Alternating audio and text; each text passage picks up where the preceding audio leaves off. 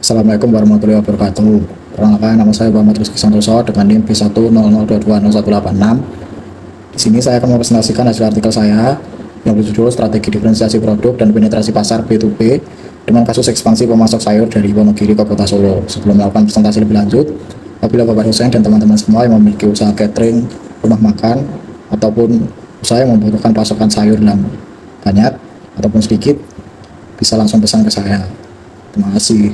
Hal yang melatar belakangi saya untuk membuat bisnis ini adalah permintaan sayuran di Indonesia yang cukup tinggi dan relatif stabil, karena sayuran merupakan kebutuhan pokok masyarakat Indonesia.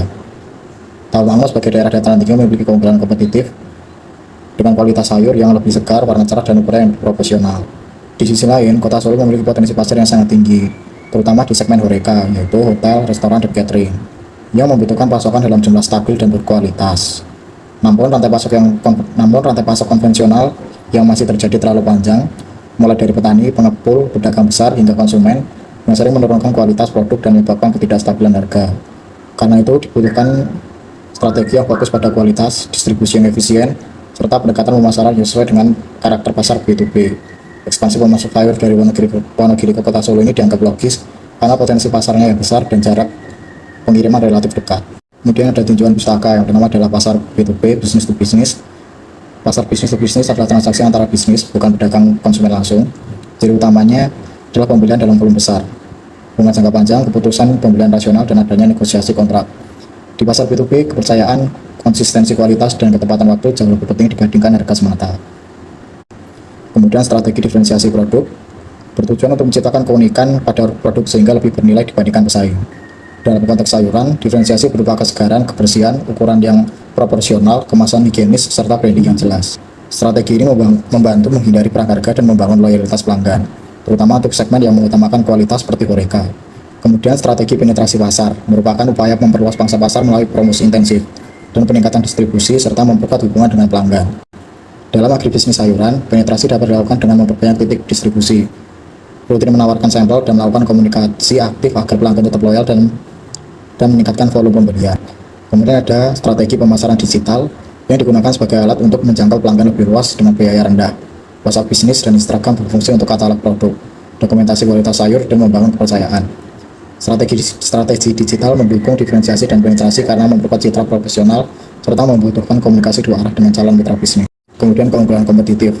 Kompetitif muncul dari kualitas produk yang premium, distribusi cepat, serta kontrol mutu yang ketat. Sayuran Tawangmangu memiliki tampilan fisik lebih menarik dan kesegaran lebih lama. Ketepatan waktu pengiriman dan kualitas yang konsisten membantu menciptakan kepercayaan pelanggan B2B. Hal ini membangun produk lebih sulit ditiru pesaing dan memberikan posisi yang lebih kuat di pasar Kota Solo. Penentuan strategi yang pertama adalah apa yang saya tawarkan. Yang saya tawarkan adalah sayuran premium dari Tawangmangu dengan kualitas tinggi, warna yang cerah, dan ukuran yang proporsional, serta kesegaran yang terjaga melalui proses sortir ketat. Kemudian mengapa strategi ini penting? Untuk menghindari persaingan harga dan fokus pada nilai tambah.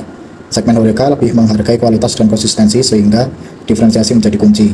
Siapa targetnya? Yang menjadi target adalah pelanggan utama adalah B2B, hotel, catering, dan restoran, serta grosir sayur dan rumah makan yang ada di Kota Solo.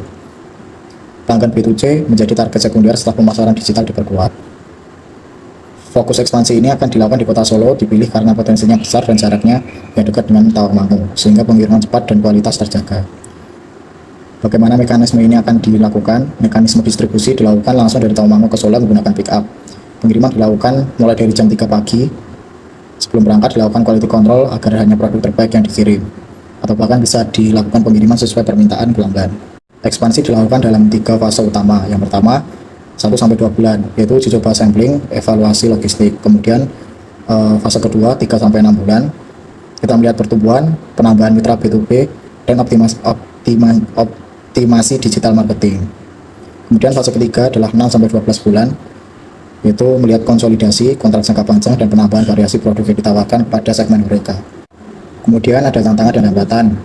Tantangan utama muncul dari daerah Boyolali, terutama Cepogo, yang memiliki jarak lebih dekat dari ke Kota Solo, bahkan bisa naik tol, dan memiliki kualitas produk sayuran yang mirip dengan Tawangmangu, sehingga membuat biaya distribusinya lebih rendah.